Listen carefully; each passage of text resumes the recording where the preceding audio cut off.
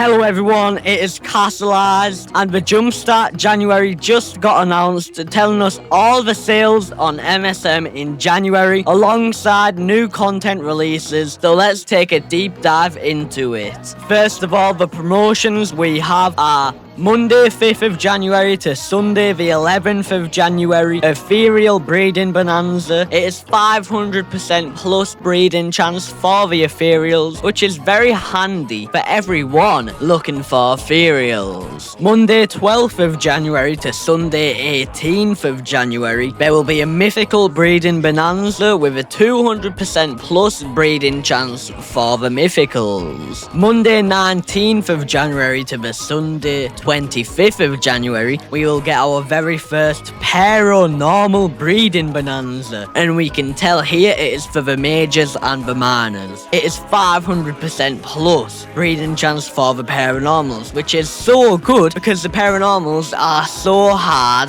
to get. Monday 26th of January to Sunday 1st of February, our very first discount on the Ethereal Islet, including Plasma, Mech and Shadow. The discount is 50% off, so Plasma Islet would become 50,000 shards, Mech Islet would become 100,000 shards, and Shadow Islet would become 150,000 shards. When Monster Handler David said, "Theming this January, Jumpstart January." may mean there will be more each month. It is called Jumpstart for new players that just started, explained by Monster Handler David, so maybe we will just get one for February, March and so on and so forth. There will also be community challenges all month, and as a part of them, they are challenging players to breed as many of the given monsters. For example, on January 5th, the Ethereal Breeding Bonanza would start. The top 10 who breed the most Ethereals will be on a leaderboard and will receive a special reward. When the entire community hits that mark, it unlocks something special for the whole community. Maybe it will be something like the free talker we got in Summer Song. They then address the spots on the 14th and the 28th, which highlight new content. The content on the 14th is pretty obviously Epic Bowhead. In fact, we have a mood board featuring a lot of watery and beach-like colours. Not only is Bowhead the water queen, but Epic Candelavra was all-out fire themed, so Epic Bowhead is likely all-out water themed. Epic Bowhead would release on the 7th of January, but they are probably going to pull an Epic Candelavra and wait an extra week. Then they reveal a monster silhouette, which is the monster that will release on the 14th, which lines up with the Bowhead. Although the supposed Epic Bowhead teaser in the More the Merrier doesn't align, but maybe it is like the Arcade Fire Candelavra has, and the water will spout out. The content on the 28th is a new monster. They pull something from its bio, being the monster at one point felt it knew what it was and had one voice to sing with, but has perhaps between being inadvertently exposed to some strange energies and is now feeling a bit disharmonious in a colourful kind of way. It kind of reminds me of the Paranormals, but we just got one, right? They teased again new monsters' possible instruments. They said that they will only play one, the theremin, the toha, I don't know if I said that right, the stylophone and the bass flute. I think it's going to be the bass flute, since Tyson and David sort of lit up when it was mentioned and recognized that it was good. I assume it might be a new Paranormal monster, but yet again, it has only been a month. Erma Gurdy only released on December 10th, but I assume the Paranormals are going to go in a pattern. I assume the pattern is going to be the last Wednesday of every month, not counting Erma Gurdy. So 28th of January, we would get Control X Hawks X Deaths, another triple, which would play a bass flute. I think it is going to extend the song as well and add an extra verse too. I think it is going to be a triple because we just got a double. On the 25th of February, we would get Control X Ruin, the last non-deaths hybrid. 25th of March,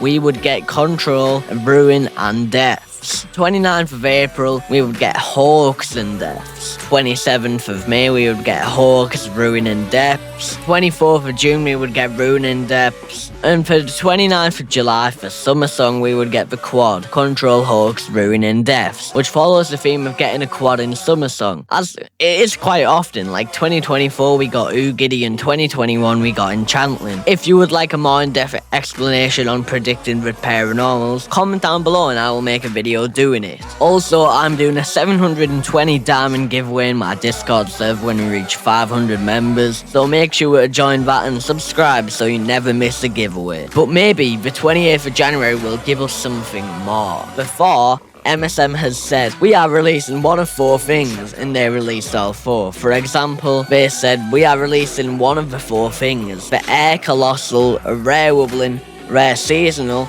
or Evolvable Amber Epic. Then they added all of them, so maybe we would get something that plays a theremin, Toha, stylophone, and bass flute. Something that we are due for that would play all 4 is the Faerie Island Titansoul, Thessodian Foxglove or Thessodian Fungus, probably Fungus. It would make sense to have a big content drop in January too, as Crescendo Moon is happening later in February because of a Lunar New Year's Day. For Adult Hornicle, we will get an almost in season promotion with Caralong in January, so don't worry about that. I assume in 2026 we will be getting Jumpstart other months, so here are some names I made and what they mean. Jumpstart January means new beginnings and fresh habits pretty much, and they explained that it has promotions for new players. Fearless February would be stepping out your comfort zone, as they would probably be releasing a lot of content. Season of Love on the 4th of February and Crescendo Moon on the 11th, a big jump of content at the beginning. Momentum March would be keeping the releases high but still a little calm. We would get Clover Spell near the start and Extravaganza near the end. Ascend April, that is a really bad name,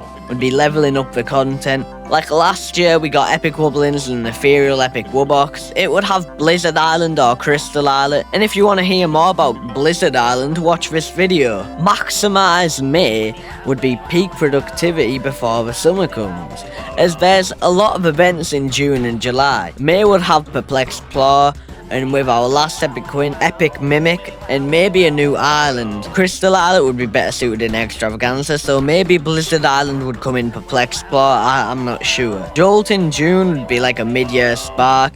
Life Formula at the start with maybe our first rare ethereal quad like Whale, Sky Painting later that month too. Just to Do It July, another really bad name, would be taking action on delayed projects like Poison Islet. This would have been better suited for Shadow Islet, as that was delayed, but like, I don't know, I'm running out of ideas here. Ambition August is setting big goals to line up for anniversary month. With Mind Boggle in August, there's probably not going to be that much, as we are lining it up for anniversary month. Success September is very successful with, you know, anniversary month. I mean, the Hex is always an option, but I doubt it. Optimize October, Next Level November, and Drive December are the rest of the names I made, but I can't really think of a way to describe them. They're all kind of the same. Thank you for watching. I will see you all later.